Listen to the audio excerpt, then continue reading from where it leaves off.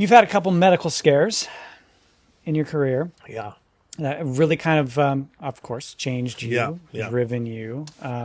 You willing to talk a little bit about that? Sure. Yeah. Yeah. Normally this would be known as a HEPA violation, but I'll let it go.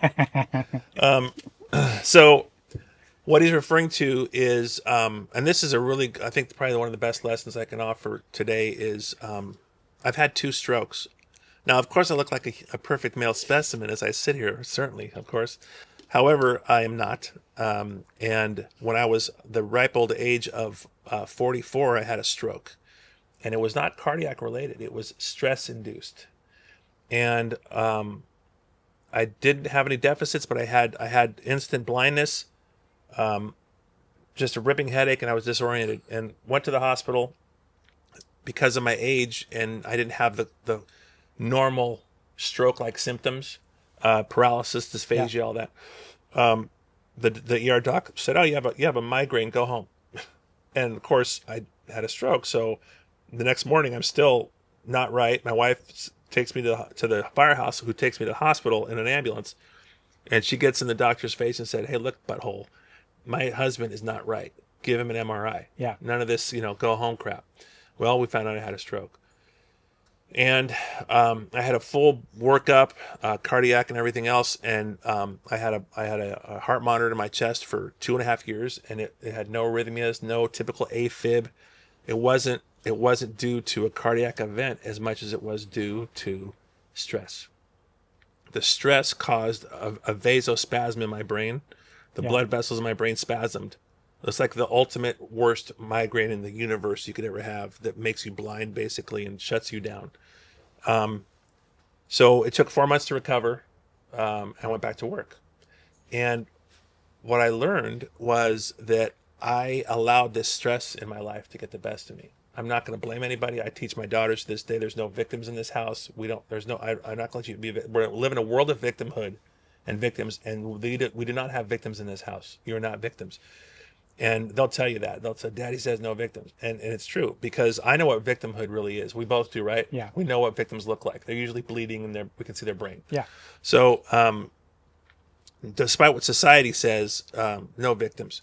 So instead of blaming external conditions, I blame myself. I said, I allowed this stress to overwhelm me. I could have blamed my bosses. I was pissed at them at work. I could have blamed my commute. I had a long commute. I could have blamed my business that was a lot of work on top of my fire department job. I could have blamed 1,000 things, but it was me. I allowed it to impact me. Well, I recovered, went back to work. Now, some of the things I was doing leading up to the stroke were symptoms and signs I should have seen. I should have known better, and the warning signs were there. I was drinking too much, not belligerent, not every night, but just more than the average thing. I was popping 5 hour energy drinks like they were breath mints. I was drinking too much coffee, and I was having a lot of headaches, and I had a short temper, especially at work. Yeah. Well, boom, stroke happens. So recover. I'm going to make life changes. I stopped drinking. And guess what? Over the course of the next 4 years, it happened again. And I'm an idiot. Now I'm like, great.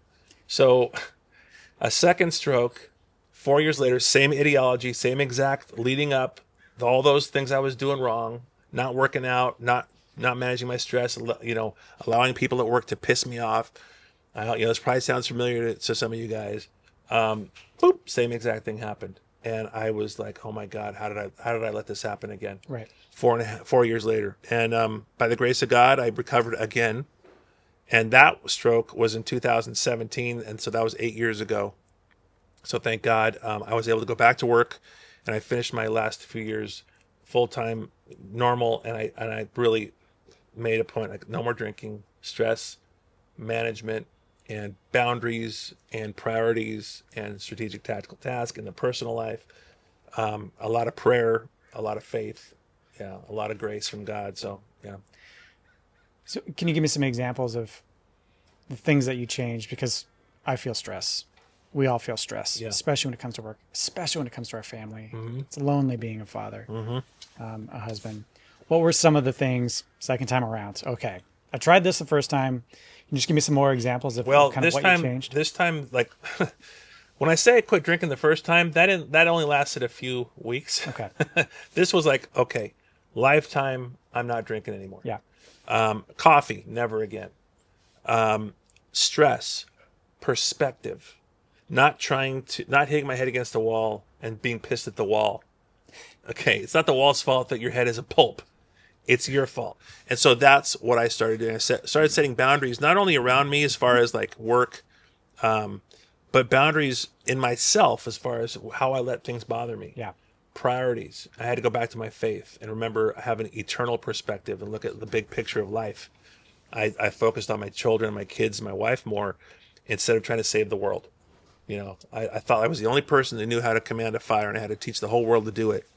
And it was going to kill me. It's a noble calling, right? I'm sure a lot of you guys listening have jobs that are very important, and it's easy to think that you're the only one that can do your job, the only one that can do it. And if I don't do it, who will? And it's so important.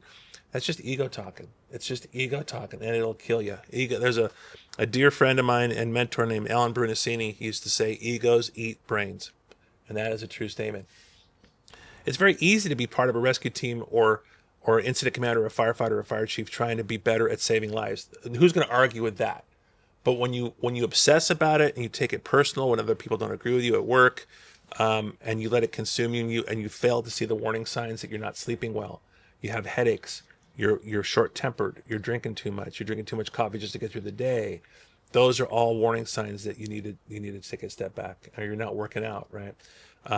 It's hard to have that balance. It's really hard.